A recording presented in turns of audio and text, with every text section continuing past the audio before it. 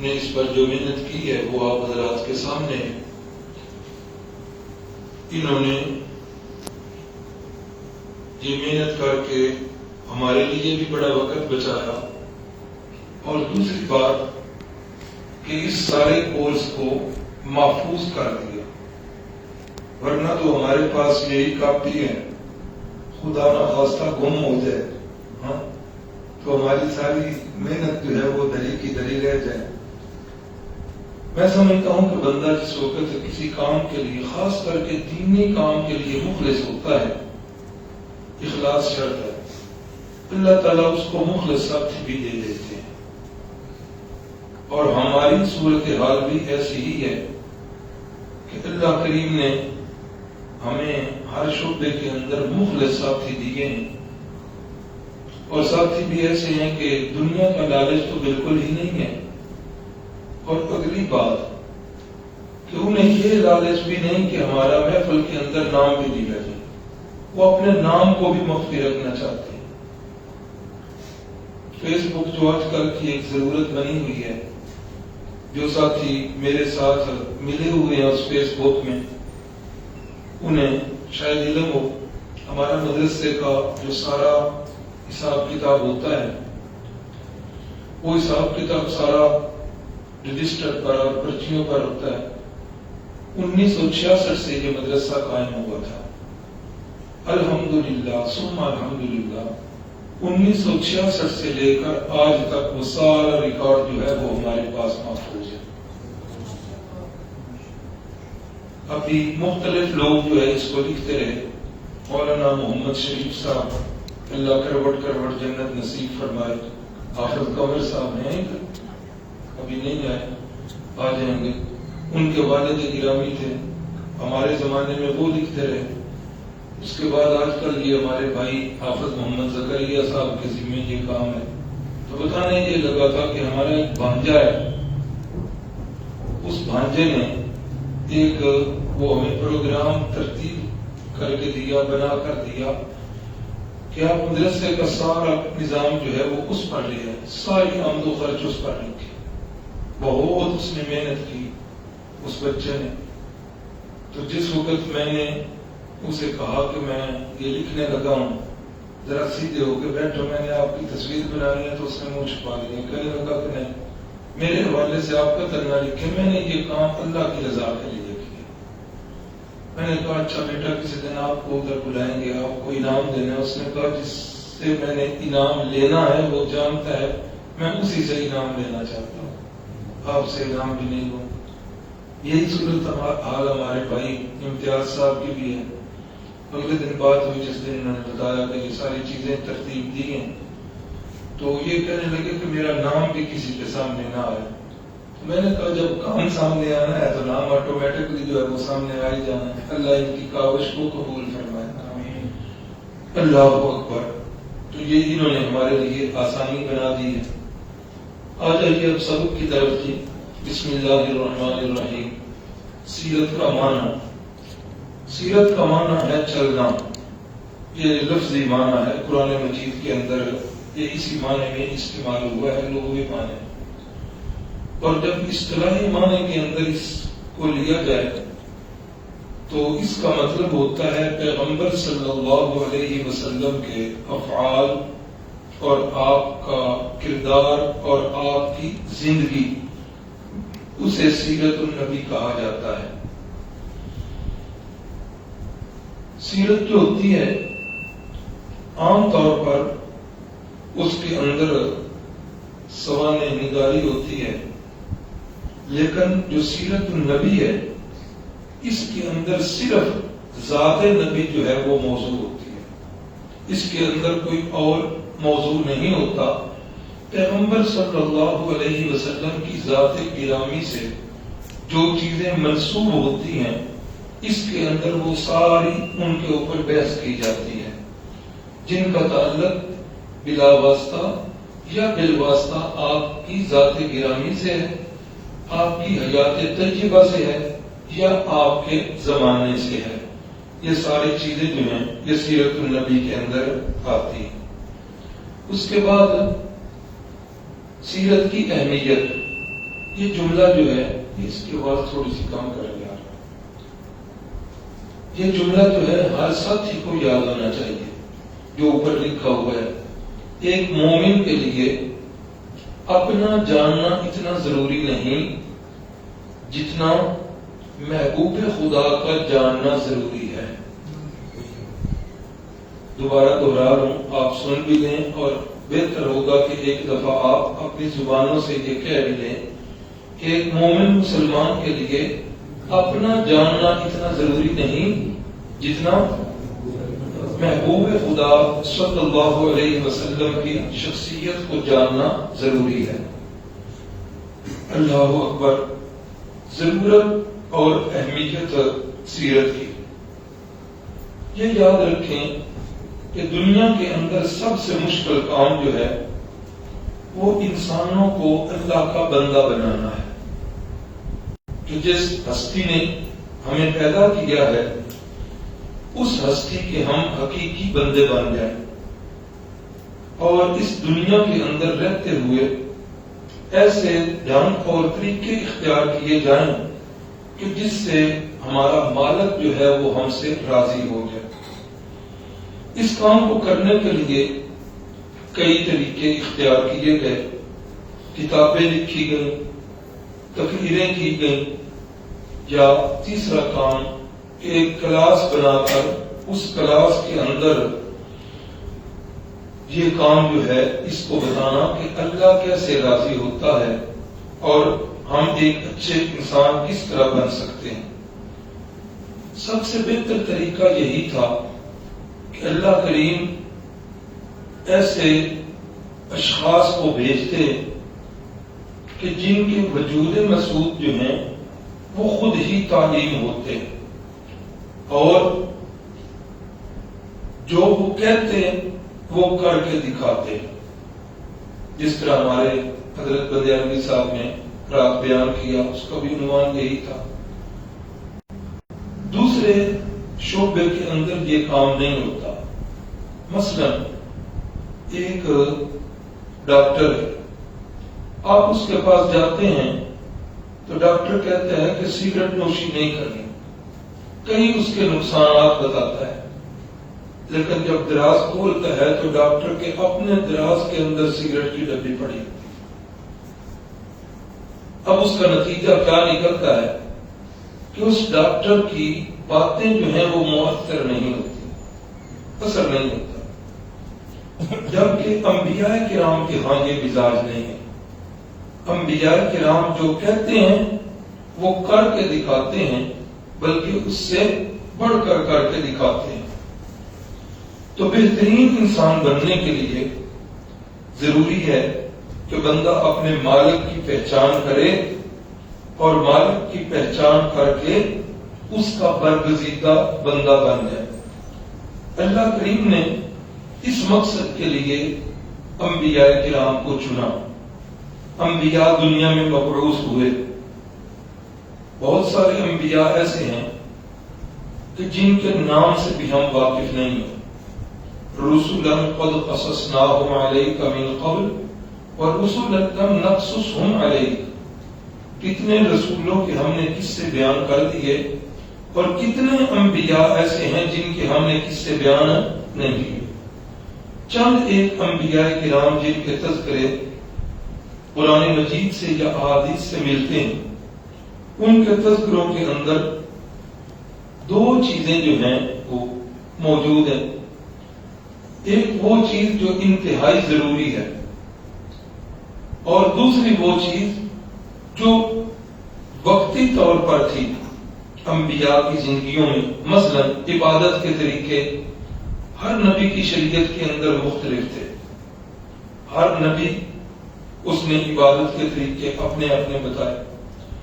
اب جو چیز ضروری تھی اللہ نے وہ چیز محفوظ رکھی ہے, اور جو چیز جو ہے وقتی اور عارضی تھی اللہ نے اس کو محفوظ نہیں رکھا. انبیاء کرام کی زندگیاں مثلا سیدنا عیسیٰ علیہ السلام ہے. اب سیدنا عیسیٰ علیہ السلام ان کی سیرت بھی ملتی ہے, لیکن سیدنا عیسیٰ علیہ السلام کے جو ماننے والے ہیں ان کی زندگی کے آخری سالوں کے اندر جو کچھ ہوا وہ ان کے پاس ہے۔ حضرت سیدنا عیسیٰ علیہ السلام کی زندگی جو ہے ہمارے لیے کیا، وہ عیسائیوں کے لیے بھی مشعل راہ نہیں ہے۔ کیوں؟ اس لیے کہ ان کی سیرت جو ہے وہ مکمل نہیں ہے۔ یہ جملہ کوئی ایسے ہوائی نہیں ہے، یہ جملے جو ہے نا یاد رکھا کریں اور دل کی تختیوں پہ لکھا کریں، یہ روزمرہ کے اندر کام آئیں گے۔ ہمارے شہر کے اندر چونکہ عیسائیوں کی آبادی موجود ہے، ہمارے ان کے ساتھ کاروباری لین دین بھی ہیں، تو یہ جو جملہ ہے کہ سارے ساتھی یاد رکھیں کہ حضرت سیدنا عیسیٰ علیہ السلام کی سیرت جو ہے وہ مکمل نہیں ہے۔ کیسے مکمل نہیں ہے؟ اس لیے کہ حضرت سیدنا عیسیٰ علیہ السلام جو ہیں وہ بادشاہ بنے، جی بادشاہ نہیں بنے۔ آج اگر کوئی عیسائی کسی ملک کا بادشاہ بن کر اپنے نبی کی سیرت میں اس چیپٹر کو اور باب کو ڈھونڈنا چاہے تو اسے نہیں ملے کہ حضرت عیسیٰ علیہ السلام بطور بادشاہ انہوں نے حکومت کیسے کی، نہیں ملے۔ اسی طریقے کے ساتھ اگر کوئی عیسائی حضرت عیسیٰ علیہ السلام کی زندگی سے یہ باب ڈھونڈنا چاہے کہ حضرت سیدنا عیسیٰ علیہ السلام کی ازدواجی زندگی کیسی تھی، بیویوں کے ساتھ ان کے کیسے سلوک تھے، تو حضرت سیدنا عیسیٰ علیہ السلام کی تو شادی ہی نہیں ہوئی تھی، تو اسے یہ باب جو ہے حضرت کی زندگی سے مل جائے گا؟ کبھی نہیں ملے گا، موجود ہی نہیں۔ ملنا کیا، حاضر قیاس کئی چیزیں ایسی ہیں کہ جو حضرت سیدنا عیسیٰ علیہ السلام کی زندگی سے ہمیں نہیں ملتی۔ اس وجہ سے حضرت سیدنا عیسیٰ علیہ السلام جو ہے ان کی سیرت مکمل نہیں۔ کچھ چیزیں اللہ نے محفوظ رکھی ہیں جو ضروری تھی، اور جو عارضی تھی وہ ختم، زمانے کے ساتھ ساتھ جو ہے وہ ختم ہو۔ ہمارے نبی پاک صلی اللہ علیہ وسلم ان کی سیرت کو اللہ نے باقی رکھنا تھا۔ نبی پاک صلی اللہ علیہ وسلم کے بعد کوئی اور نبی نہیں آنا تھا، آخری نبی تھے۔ اللہ نے ان کی تعلیمات کو اور سیرت کو قیامت تک باقی رکھنا تھا، اس لیے اللہ کریم نے اپنے محبوب پیغمبر کی سیرت کو کامل اور اکمل بنایا اور پھر اس کو محفوظ بھی رکھا ہے۔ آپ صلی اللہ علیہ وسلم کی حیات طیبہ میں ہمیں ہر باب جو ہے وہ مل جاتا ہے۔ آپ صلی اللہ علیہ وسلم کی زندگی میں ہمیں بچپن کے بھی ایسے حالات ملتے ہیں جن سے ہمارا پالا پڑتا ہے، لڑکپن اور جوانی کے حالات بھی ملتے ہیں۔ آپ ایک کامیاب تاجر کی حیثیت سے بھی ہمیں نظر آتے ہیں، آپ 11-12 بیویوں کے شوہر کی حیثیت سے بھی ہمیں نظر آتے ہیں، آپ اپنی 4 بیٹیوں کے باپ ہونے کی حیثیت سے بھی ہمیں نظر آتے ہیں، اور اس کے ساتھ ساتھ آپ ایک کامیاب حکمران کی حیثیت سے بھی ہمیں نظر آتے ہیں۔ یہ ساری جتنے بھی پہلو ہیں یہ رسول اللہ صلی اللہ علیہ وسلم کی حیات طیبہ میں ہمیں نظر آتے ہیں، اس لیے کہ اللہ نے ان چیزوں کو باقی رکھنا تھا اور قیامت تک باقی رکھنا تھا۔ دنیا کے اغراض و مقاصد تو اور ہیں، غیر مسلموں نے بھی رسول اللہ صلی اللہ علیہ وسلم کی سیرت پر کام کیا ہے۔ غیر مسلموں نے بھی ہمارے نبی پاک صلی اللہ علیہ وسلم کی سیرت پر کتابیں لکھی ہیں، بڑے کام ہوا اس پر۔ 40 سال کے بعد جو نبوت ملی وہ بعد والی زندگی تو محفوظ رہی، لیکن آپ کی نبوت سے پہلے والی زندگی پر بھی مستقل کتابیں لکھی گئی، اور پہلے والی زندگی جو ہے اس کو بھی اللہ کریم نے محفوظ رکھا ہے۔ مثلا آگے چل کر آپ تفصیل سے سن لیں گے، شق صدر والا معاملہ ہوا کہ سینہ مبارک کو چاک کیا گیا، قلب منور کو نکالا گیا اور اس کو جنت کے پانی یا زمزم کے پانی کے ساتھ دھویا گیا تو سب سے پہلے یہ کب ہوا؟ ماشاء اللہ ماشاء اللہ، اللہ تعالیٰ آپ کے حافظے کو اور زیادہ مضبوط کرے، خصوصاً دینی معاملات کے اندر۔ 4 سال کی عمر میں یہ معاملہ بن رہا ہے، ہاں نبوت تو مل رہی ہے 40 سال کے بعد، تو یہ چیزیں آج جو ہیں وہ مل رہی ہیں۔ تو عرض یہ کر رہا ہوں کہ لوگوں نے، غیر مسلموں نے بھی اس پر کام کیا ہے، ہمارے نبی پاک صلی اللہ علیہ وسلم کی سیرت پر کتابیں لکھی، لیکن ایک مسلمان جس وقت اس معاملے میں تحقیق کرتا ہے تو اس کے سامنے مقاصد کچھ اور ہوتے ہیں۔ سیرت کے ساتھ جڑنے کا، سیرت کو پڑھنے کا، سیرت کو سیکھنے کا ایک بڑا فائدہ یہ ہوتا ہے کہ انسان جو ہے، ایک مسلمان انبیاء کرام کی بعثت کا مقصد اس کے سامنے آتا ہے کہ اللہ کریم نے انبیاء کرام کو کیوں بھیجا ہے، وہ دنیا میں کیوں تشریف لائے۔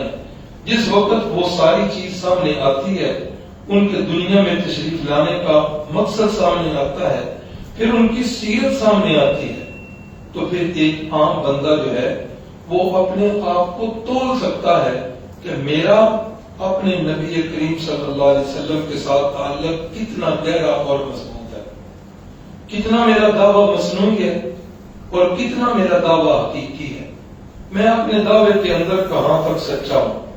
تو یہ سیرت کے، مسلمان کے سیرت پڑھنے کے بنیادی مقاصد میں سے ایک مقصد یہ ہے کہ بندہ جو ہے اپنے محبوب کے ساتھ اپنا موازنہ کر سکتا ہے کہ میرا ان کے ساتھ تعلق کتنا ہے۔ سیرت جنہوں نے بیان کی، کتابیں لکھی، اس کے اندر بھی پھر مختلف چیزیں جو ہیں وہ سامنے آتی ہیں۔ مثلا ایک طبقے نے پیغمبر صلی اللہ علیہ وسلم کی سیرت کے وہ باب اور چیپٹر ذکر کیے جن کے اندر معجزات کا بیان ہے۔ معجزہ کسے کہتے ہیں آگے چل کر ہم سن بھی لیں گے، پڑھ بھی لیں گے۔ خلاف عادت کوئی کام ہوتا ہے تو اسے معجزہ کہا جاتا ہے، اور خلاف عادت کام جو ہے پیغمبر کے دست مبارک سے ہو تو اسے معجزہ کہتے ہیں، اللہ کے سچے ولی کے دست مبارک سے ہو تو اسے کرامت کہتے ہیں۔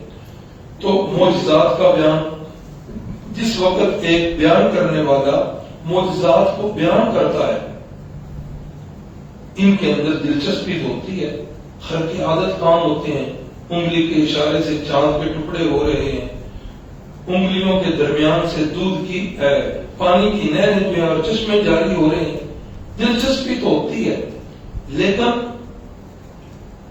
اس کا ایک منفی پہلو یہ ہوتا ہے کہ بندے کو عقیدت ہو جاتی ہے، لیکن اس کا مسلمان کی عملی زندگی کے ساتھ کوئی تعلق نہیں۔ معجزات کا مسلمان کی عملی زندگی سے کوئی تعلق نہیں، بلکہ عملی زندگی میں بندے کے ذہن میں آتا ہے کہ یہ نبی، یہ تو مافوق الفطرت جو ہے، یہ انسان ہے، یہ تو بڑے بڑے کام کرتے ہیں، میں تو ایک بڑا کمزور سا بندہ ہوں، میں ان جیسا نہیں بن سکتا۔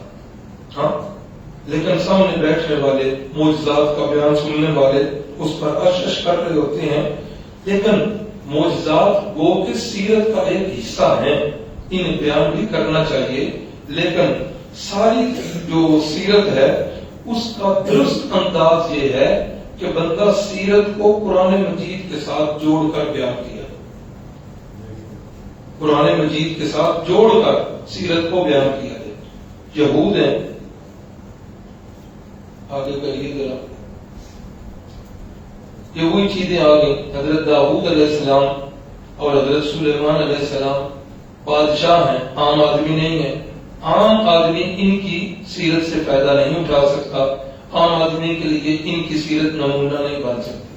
حضرت عیسیٰ خامد نہیں تھے، تاجر نہ تھے، تو عام بندے کے لیے، تاجر کے لیے اور خامد کے لیے ان کی سیرت بھی نمونہ نہیں بن سکتی۔ میرے محبوب صلی اللہ علیہ وسلم کی تعلیمات مکمل اور اکمل ہیں، آخری انسان کے لیے رہبر ہیں، اس لیے چھوٹی چھوٹی چیزیں جو ہیں اللہ کریم نے ہمارے نبی پاک صلی اللہ علیہ وسلم کی جو ہے وہ محفوظ کر دی۔ اللہ اکبر، آگے کریے، یہ بھی ہو گیا۔ اور آگے کریے، یہ آ گیا جی کہ سیرت کو کتاب اللہ کے ساتھ بیان کیا جائے۔ یہودیوں نے کیا کیا؟ یہودیوں نے تورات کا بڑا خیال رکھا۔ آج بھی جو یہودی ہیں انہوں نے تورات کو بہت زیادہ جو ہے نا اس کے اندر کوشش کی ہوئی ہے کہ جتنا زیادہ سے زیادہ حصہ اس کا حفظ کیا جائے۔ انہوں نے تورات کے ساتھ گہرا تعلق رکھا، لیکن سیدنا موسیٰ علیہ السلام کی سیرت کو محفوظ نہ رکھ سکے۔ عیسائی جو ہیں حضرت عیسیٰ کی شخصیت کے ساتھ تو جڑ گئے، لیکن انہوں نے اپنی کتاب جو ہے اس کو چھوڑ دیا۔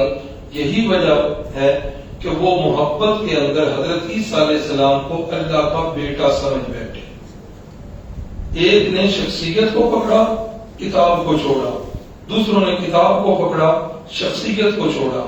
لیکن مسلمان جو ہیں وہ پیغمبر صلی اللہ علیہ وسلم کی سیرت طیبہ کو قرآن مجید کے ساتھ جوڑ کر بیان کرتے۔ یہی وجہ ہے جب پوچھنے والوں نے آپ صلی اللہ علیہ وسلم کے بارے میں پوچھا تو میری اماں جان نے فرمایا کان خلقہ القرآن، کہ آپ صلی اللہ علیہ وسلم کا اخلاق جو ہے پورا قرآن مجید آپ کا اخلاق۔ کیا آپ نے کبھی قرآن نہیں پڑھا؟ وہاں یہ ساری باتیں جو ہیں یہ محفوظ ہیں۔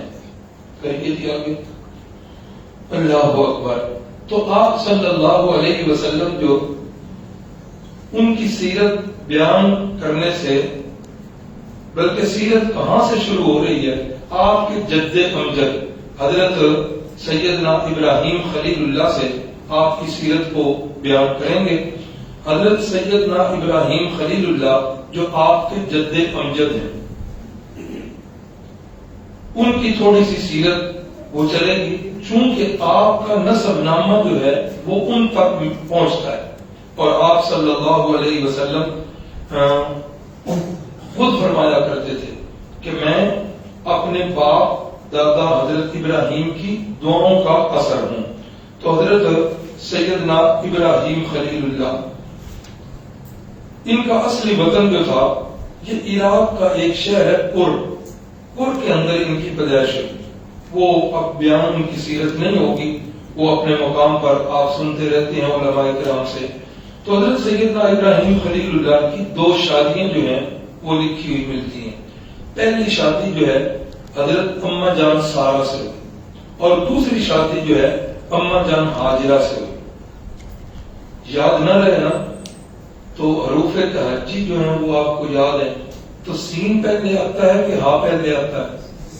سین۔ تو یہ یاد رکھیں، پہلی شادی حضرت سارہ کے ساتھ ہوئی، اور حضرت سارہ سے جو شادی ہوئی اس سے اولاد کو نہیں ہوئی۔ پھر آپ نے بادشاہ کی بیٹی جو تھی ہاجرہ، ان کے ساتھ شادی کی۔ یہ ہم اردو زبان کے اندر ہاجرہ کہتے ہیں، عربی کتب کے اندر ان کا نام ہاجر ہے، دوسری ہا کے علاوہ۔ اور اب یہ معلومات کی چیز بتا دی۔ تو جب حضرت ہاجرہ کے ساتھ شادی ہوئی تو حضرت ہاجرہ سے سیدنا اسماعیل ذبیح اللہ پیدا ہوئے۔ جس وقت حضرت سیدنا اسماعیل ذبیح اللہ کی پیدائش ہو گئی تو بعد کے اندر اللہ کریم نے حضرت سارہ سے بھی ایک بیٹے عطا فرما دیے جن کا نام ہے حضرت اسحاق علیہ السلام۔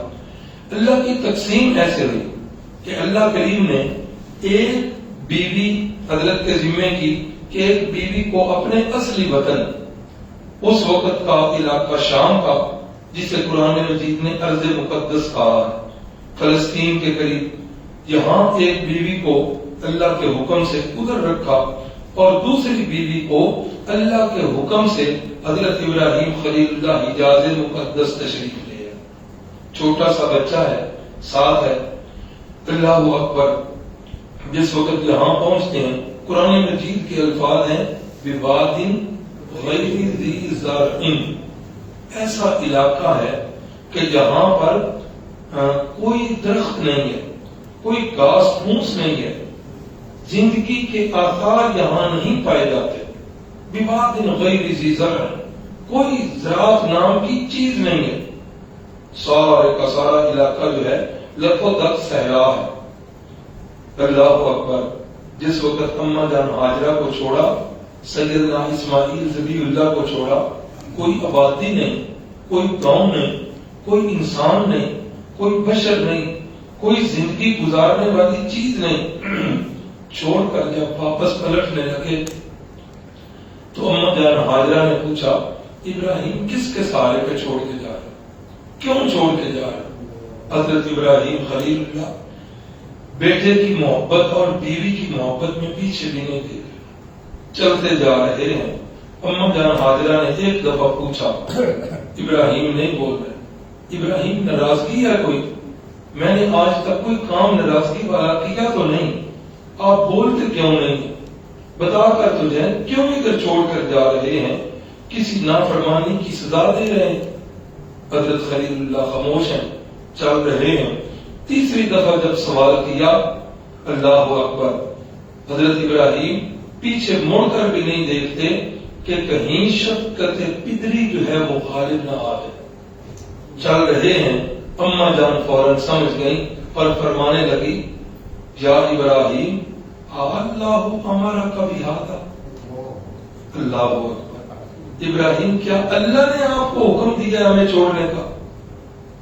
بغیر پیچھے مڑ کر دیکھے حضرت ابراہیم علیہ السلام نے فرمایا، ہاں اللہ نے مجھے حکم دیا ہے آپ کو چھوڑنے کا۔ حضرت ہاجرہ تو پھر جو ہے دلیر اور بہادر ہو گئی، فرمانے لگی، اچھا اگر اللہ کے حکم سے آپ ہمیں چھوڑ کے جا رہے ہیں، اب ہمیں کسی چیز کی پرواہ نہیں۔ اللہ اکبر، اللہ اکبر۔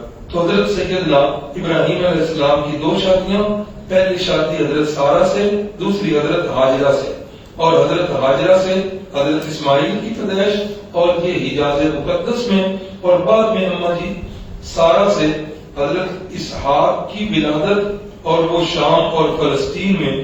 پھر یہ اللہ کریم نے تقسیم ایسے کر دی کہ حضرت اسحاق سے بھی انبیاء کرام کا ایک سلسلہ چلا، اور حضرت سیدنا اسماعیل ذبیح اللہ سے صرف ہمارے نبی پاک صلی اللہ علیہ وسلم تشریف لائے۔ آج کے یہود بھی یہ بات مانتے ہیں کہ حضرت اسحاق جن کی نسل سے وہ ہیں، حضرت اسحاق جو ہیں ان کی نسل سے سارے انبیاء آئے ہیں۔ گو کہ یہ ایک الگ بات ہے کہ حضرت عیسیٰ علیہ السلام کو بھی وہ نہیں مانتے اور ہمارے نبی پاک صلی اللہ علیہ وسلم کو بھی نہیں مانتے، لیکن اتنا ان کی تعلیمات میں ہے کہ حضرت اسحاق علیہ السلام کے بعد جتنے انبیاء آئے ہیں وہ سارے کے سارے انہی کی نسل سے آئے۔ اللہ نے وہ بھی ایک سلسلہ جاری رکھا اور اللہ نے ادھر بھی ایک سلسلہ جو ہے وہ جاری کر دی۔ تو آگے جو ہے وہ بات آپ نے خطبہ سے سنی ہوئی ہے کہ حضرت اسماعیل علیہ السلام جس وقت اماں جی کے پاس وہ پانی وغیرہ ختم ہو گیا تو ادھر چڑھی پہاڑی پر، ادھر چڑھی پہاڑی پر، دور دور دیکھنے کے لیے کہ شاید کہیں کوئی زندگی کے آثار، کوئی انسانی قافلہ گزرتا ہوا نظر آ جائے۔ تو جب نظر نہیں آیا تو اتنے میں حضرت اسماعیل جو لیٹے ہوئے تھے، پاؤں چلا رہے تھے، اللہ نے جبریل امین کو حکم دیا، انہوں نے آ کے نیچے سے پر مارا اور وہاں سے پانی جو ہے وہ پیدا ہو گیا۔ اللہ اکبر۔ حضرت ابراہیم علیہ السلام کی اپنی زبان جو تھی یہ عبرانی زبان تھی، عبرانی، اور جو حضرت اسحاق علیہ السلام وہ بھی عبرانی۔ آج بھی یہود اپنی اس مردہ زبان کو زندہ کر چکے ہیں، ورنہ دنیا پر ایک ایسا وقت بھی آیا کہ عبرانی زبان کو جاننے والے صرف 30 افراد دنیا میں رہ گئے تھے، صرف 30۔ انہوں نے پھر پروفیسروں کے ذریعے پھر اپنی تعلیم کے اندر انہوں نے لازمی مضمون بنایا، آج انہوں نے اس مردہ زبان کو زندہ کیا، اور آج یہودیوں کے ہاں کالجز اور سکولز کے اندر یہ مستقل پڑھائی جا رہی ہے۔ اب تو لاتعداد بندے جو ہیں عبرانی زبان کو سمجھ رہے ہیں، سیکھ رہے ہیں، آگے پھیلا رہے ہیں۔ اللہ کرے عربی کے ساتھ ہماری بھی ایسے محبت ہو جائے، لیکن آج کل ہم تو انگلش کے پیچھے لگے ہوئے ہیں۔ اللہ تعالیٰ عربی کے ساتھ محبت زیادہ کر دے، ایسے چلے کہ اپنی قومی زبان بھی ہم نے چھوڑ دی، قومی زبان کا بھی آج ہمیں پتہ نہیں۔ تو بہرحال ان کی زبان عبرانی تھی۔ حضرت ہاجرہ جو ہیں اماں جان، ان کی زبان بھی عبرانی ہی تھی، لیکن جس وقت یہاں پر تشریف لائیں اب یہ جو زمزم کا کنواں نکلا، پانی نکلا، تو حدیث کے مطابق ہے کہ اماں جی نے اپنے دونوں ہاتھوں کے ساتھ اس کی چھوٹی چھوٹی منڈیر بنائی اور کیا لفظ بولا اس کے لیے؟ زمزم۔ اب یہ زمزم کا لفظ جو ہے یہ عربی کا لفظ نہیں ہے، یہ بھی عبرانی زبان کا لفظ ہے۔ کیا وہ حدیث بھی یاد آ گئی؟ رسول اللہ صلی اللہ علیہ وسلم نے فرمایا اگر اماں جان ہاجرہ منڈیر نہ بناتی اور اسے زمزم نہ کہتی تو آج یہ چشمہ نہ ہوتا بلکہ ایک جاری نہر ہوتا۔ بہرحال اللہ کو جو منظور تھا۔ تو اب جو ہے جس وقت یہ پانی نکل آیا تو پانی نکلنے کے بعد جو سیرت کی کتابوں میں ملتا ہے کہ ایک قبیلہ ادھر سے گزرا تھا، جرم کا قبیلہ۔ وہ جرم کا قبیلہ جب ادھر سے گزرے، پانی دیکھا، پانی جہاں ہوتا ہے پھر پرندے بھی وہاں آ جاتے ہیں، پرندوں کو اڑتا دیکھا، پھر ایک عورت کو، ایک بچے کو دیکھا، انہوں نے اجازت لے کر انہوں نے بھی اپنی رہائش یہیں پر کر لی۔ پھر کچھ عرصے کے بعد حضرت سیدنا اسماعیل کی شادی اسی قبیلہ جرم کے سردار کی بیٹی سے کر دی گئی۔ اللہ اکبر۔ حضرت اسماعیل علیہ السلام کی جو شادی ہوئی، ان کی بھی دو شادیاں ہوئی۔ پہلے جو ایک شادی ہوئی، حضرت ابراہیم خلیل اللہ تشریف لائے، حضرت اسماعیل اس وقت گھر میں موجود نہیں تھے۔ بہو کے ساتھ باتیں ہوئی تو جس وقت گفتگو میں دیکھا کہ یہ بہو جو ہے یہ میرے بیٹے کے قابل نہیں، اپنی پیغمبرانہ فراست سے یا اللہ کے حکم سے بہو سے کہا کہ جب آپ کے خامد آئیں تو انہیں کہنا کہ اپنی چوکھٹ بدل دیں۔ جب واپس آئے تو بتایا بیوی نے کہ اس طرح کے بزرگ آئے تھے، یہ پیغام سمجھ گئے کہ وہ میرے والد بزرگوار تھے۔ تو بہرحال بیوی کو طلاق دے دی، فارغ کر دیا۔ دوبارہ شادی ہوئی تو دوبارہ حضرت ابراہیم تشریف لے گئے تو دوبارہ گفتگو ہوئی تو فرمایا کہ جب بیٹا آئے، جب آپ کا خامد آئے تو انہیں کہنا کہ اپنی چوکھٹ کو برقرار رکھنا۔ تو یہ حضرت اسماعیل علیہ السلام کے، حضرت ابراہیم علیہ السلام کا جو آنا ثابت ہے کتابوں سے، تو وہ ایک دفعہ چھوڑ کر گئے ہیں، ایک دفعہ پہلی بیوی کے وقت اور تیسری دفعہ دوسری بیوی کے وقت یہ ہے۔ حضرت اسماعیل علیہ السلام سے پھر اللہ نے 12 بیٹے عطا کیے۔ حضرت اسماعیل سے کتنے؟ 12 بیٹے پیدا ہوئے، اور 12 بیٹوں میں 10 کا نام و نشان بھی نہیں ملتا، صرف 2 جو ہیں ان کا نام ملتا ہے۔ ایک کا نام نابت اور دوسرے کا نام قیدار۔ نابت طاء کے ساتھ اور قیدار قاف کے ساتھ۔ نابت اسی سے پھر ایک نبتی تاریخ جو ہے وہ چلی ہے، تہذیب چلی ہے، اور قیدار جو ہے انہی سے رسول اللہ صلی اللہ علیہ وسلم کی، انہی کی نسل سے آگے رسول اللہ صلی اللہ علیہ وسلم کی ولادت باسعادت ہوئی۔ تو یہ اتنا جو ہے وہ تھوڑا سا جاننا ضروری تھا جو بیان کیا، باقی انشاءاللہ کل اسی سے آگے چلیں گے۔ تو ایک دو باتیں جو آپ کے ساتھ ضروری کرنی تھی ابتدائی وہ بھی کر دیں۔ انتہائی بات یہی ہے کہ کوشش کریں کہ اس دعوت کو جو ہے وہ عام کریں۔ حدیث پاک کے الفاظ مبارکہ ہیں کہ اس وقت تک کوئی بندہ مومن نہیں ہو سکتا جب تک وہ چیز اپنے بھائی کے لیے بھی پسند نہ کرے جو اپنے لیے پسند کرتا ہے۔ اگر آپ اس کورس کو اپنے لیے پسند کرتے ہیں تو اپنے بھائی جو ہیں ان کو دعوت دیں، کوئی آئے نہ آئے وہ ہماری ذمہ داری نہیں ہے، اس کی دعوت پہنچانا جو ہے وہ ہماری ذمہ داری ہے۔ بہت سارے ساتھی جو ہیں وہ ماحول سے ڈر رہے تھے، دعا یہ کریں کہ اللہ کرے بجلی رہے تاکہ اے سی چلتے رہیں اور یہ ماحول جو ہے یہ وہ شدت والا ماحول نہ ہو۔ تو دعوت کو عام کرنا ہے اور اللہ کے حضور دعا کرنی ہے۔ اللہ اکبر۔ کئی ساتھی ایسے جو پچھلے کورسز میں موجود تھے آج وہ موجود نہیں ہے، اللہ تعالیٰ انہیں بھی کروٹ کروٹ جنت نصیب فرمائے اور اللہ تعالیٰ ہماری دنیا اور آخرت کے لیے سعادت کا ذریعہ بنائے۔ بسم اللہ الرحمن الرحیم، الحمدللہ رب العالمین والعاقبۃ للمتقین، اللهم صل علی سیدنا و مولانا محمد، اللهم انت الہنا لا الہ الا انت رب السماوات والارض، انت رب العرش العظیم، اللهم انت على كل شيء أنت ربنا ونحن عبادك نستغفر الله ربي من كل ذنب ونتوب. اے اللہ تیرے فضل سے اور تیری رحمت سے 6 دفعہ اس سلسلے کا آج پھر آغاز ہو چکا ہے. اے اللہ سننے والے اور سنانے والوں کے دلوں میں اخلاص پیدا فرما دینا. ریاکاری سے دنیا کی نمود و نمائش سے اللہ محفوظ رکھنا. اے اللہ سیرت النبی کے مطابق ہماری عملی زندگیاں بنا دینا. اے اللہ اگر تو ہمارے اس عمل سے خوش ہوا ہے، اے اللہ ہماری زندگی اسلام والی اور موت ایمان والی بنا دینا. اے اللہ جن بھائیوں نے بہنوں نے دعا کے لیے کہا ہوا ہے، اے اللہ ان کی جائز خواہشات کی تکمیل فرما دینا. جو بیمار ہیں اے اللہ ان کو صحت اور تندرستی سے نواز دینا. اے اللہ جو اپنا قیمتی وقت نکال کے میرے بھائی بزرگ یہاں پر آتے ہیں، اے اللہ انہیں دنیا اور آخرت کی بھلائیوں سے نواز دینا. اے اللہ جس طرح یہاں ہم بیٹھے پڑھ رہے ہیں، پڑھا رہے ہیں، اے اللہ شدید خواہش ہے کہ اے اللہ بیت اللہ کے اندر مسجد نبوی کے اندر بھی اسی طرح بیٹھ کر ہم اکٹھے ہی ادھر اس سلسلے کو تھوڑا سا پڑھیں اور پڑھائیں تاکہ وہ نسبت بھی قائم ہو جائے. پھر ایک شدید خواہش ہے اے اللہ جنت الفردوس کے اندر بھی ہم سب کو اسی طرح اکٹھا فرما دینا. یہ جن کی سیرت پڑھ رہے ہیں ہمیں ان کے دیدار سے پہرا بر فرما دینا. آمین یا رب العالمین.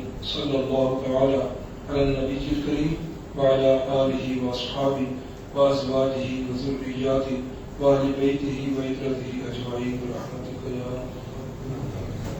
ہمارے جو دوست ہیں میرے معاون میری مصروفیات کو اپنے ذمہ لے لیتے ہیں.